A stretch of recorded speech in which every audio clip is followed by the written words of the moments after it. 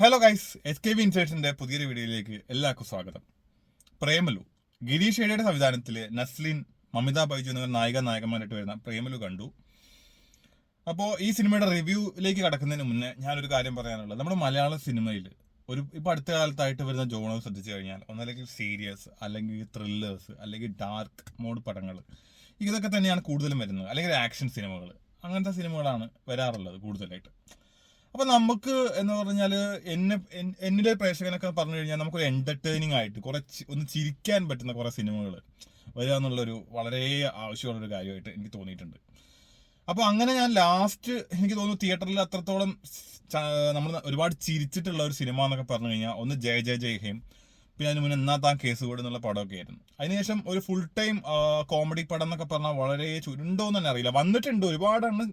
ഇപ്പോൾ നമുക്കറിയാലോ 240 സിനിമകളാണ് കഴിഞ്ഞ വർഷങ്ങൾ റിലീസായത്. അപ്പോൾ അതിൽ ഒരുപാട് കോമഡി പടങ്ങളാണെന്ന് പറഞ്ഞു വന്ന കുറേ സിനിമകളുണ്ട്. അതൊക്കെ അവസാനം പ്രേക്ഷകരെ തന്നെ കോമഡി ആക്കിയിട്ട് തിരിച്ചയച്ചിട്ടുണ്ട് അല്ലേ. അപ്പോൾ അത്രത്തോളം നല്ല നമുക്ക് ഉൾക്കൊള്ളാൻ പറ്റുന്ന കോമഡി അടങ്ങുന്ന സിനിമകൾ വളരെയധികം ചുരുക്കെ മലയാളത്തിൽ സംഭവിക്കുന്നുള്ളൂ. അപ്പോൾ അങ്ങനെ ഒരു സിനിമയാണ് എനിക്ക് ഇന്നലെ ആ പ്രേമലു എന്നുള്ള സിനിമ കണ്ടപ്പോൾ എനിക്ക് തോന്നിയത്. കാരണം ഔട്ട് ആൻഡ് ഔട്ട് കോമഡി, ഏകദേശം 2.5 മണിക്കൂർ വരുന്ന സിനിമ, ഒരു മിനിറ്റ് പോലും ബോറടിക്കാതെ അത്രയധികം ഹൗസ്ഫുൾ ഷോയും ആയിരുന്നു. വളരെയധികം എൻഗേജിങ് ആയിട്ട് ചിരിച്ച് ആർത്തുല്ലസിച്ച് കാണാൻ പറ്റിയ സിനിമ. വളരെ കഥ വൈസ് ഞാൻ പറയുകയാണെങ്കിൽ അറ്റ്ലീസ്റ്റ് ഒരു ഫ്ലാറ്റ് മോഡ്, ഒരു നോർമൽ പടം എന്നൊക്കെ ഉള്ളൂ. എങ്കിൽ പോലും നമുക്ക് ത്രൂ ഔട്ട് ആദ്യം മുതൽ അവസാനം വരെ ചിരിയാണ്. സേലത്തെ ഒരു എഞ്ചിനീയറിംഗ് കോളേജിൽ നിന്ന് പഠിപ്പ് പൂർത്തിയാക്കിയ വിദ്യാർത്ഥി UK പോകാൻ ആഗ്രഹിക്കുകയും അതിന് സാധിക്കാതെ ഹൈദരാബാദ് എത്തിപ്പെടുകയും പിന്നെ അതിനോട് തുടർന്നുള്ള സംഭവവികാസങ്ങളൊക്കെയാണ് സിനിമയ്ക്കകത്ത് പറഞ്ഞു പോകുന്നത്. അതിനകത്ത് റൊമാൻസ് വരുന്നുണ്ട്, വളരെ കോമഡി, പിന്നെ ഒരു IT പ്രൊഫഷണൽസിന്റെ ആ ഒരു ലൈഫ് കാണിക്കുന്നുണ്ട്. അങ്ങനെ പോവുകയാണ് സിനിമ.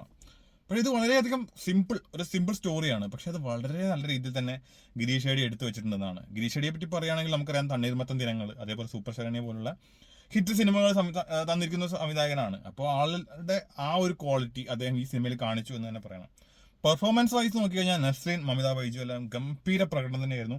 അതിൽ ഉൾപ്പെടെ വേറൊരാളുടെ പേര് എടുത്ത് പറയേണ്ടത് സംഗീതം എന്ന് പറഞ്ഞ ആ ഒരു ആക്ടറാണ്.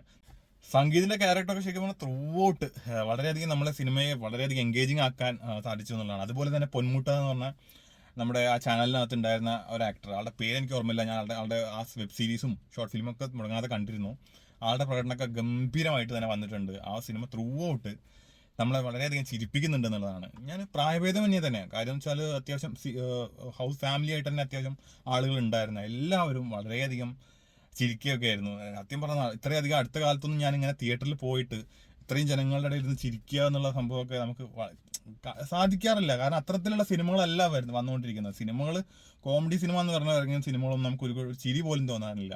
പക്ഷെ ഇത് തീർച്ചയായിട്ടും ഫാമിലി ആയിട്ടും ഫ്രണ്ട്സോട് കൂടിയും ഗ്യാങ് ആയിട്ടൊക്കെ പോയി അടിച്ച് പൊളിച്ചിരുന്ന് കാണാൻ പറ്റുന്ന സിനിമ തന്നെയാണ്. അതിനകത്ത് യാതൊരു സംശയമില്ല. നിങ്ങൾക്ക് 150 രൂപ വസൂൽ എന്ന് തന്നെ പറയാം.